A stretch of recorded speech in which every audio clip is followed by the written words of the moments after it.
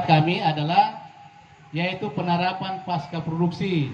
Ya, memang dalam awal perkembangan regulasi ini adalah semuanya diarahkan untuk memonitor di pelabuhan perikanan, dilakukan penimbangan di pelabuhan.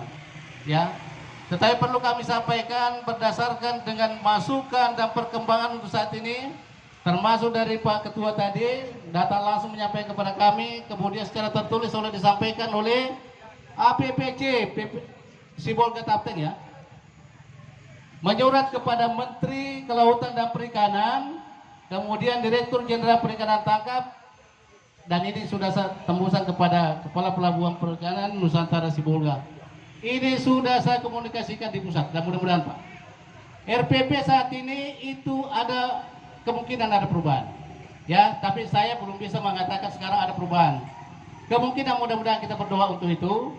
Hanya satu kami minta, ketika nanti seperti yang disampaikan oleh dalam surat tertulis oleh APPC, bahwa pendataan bisa dilakukan di Tangkahan, itu harus kita komitmen.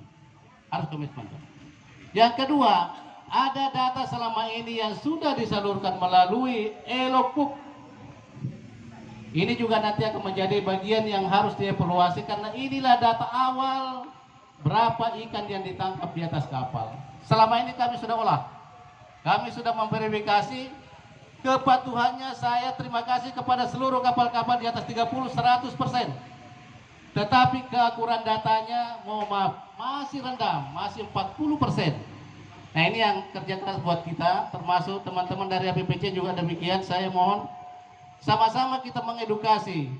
Ini merupakan suatu langkah dan tindakan kita untuk menjamin bahwa sumber daya perikanan tetap eksis sampai anak cucu kita ke depan. Namanya pengelolaan perikanan yang berkelanjutan. Ya, itu dalam programnya. Tetapi Pak, gampang kita pahami supaya kedepannya tetap ada ikan.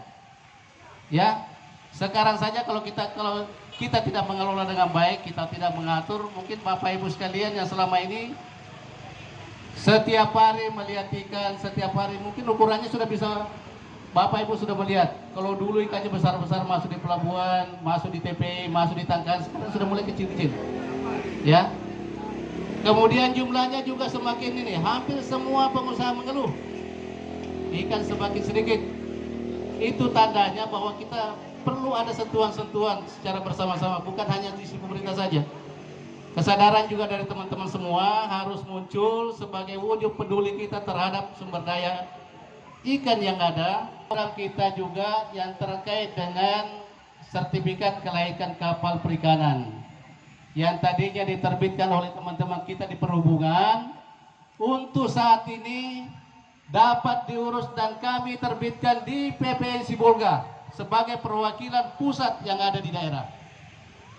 Dan sampai hari ini sejak bulan Juli sudah ada 116 yang sudah terbit di PPN Sibolga.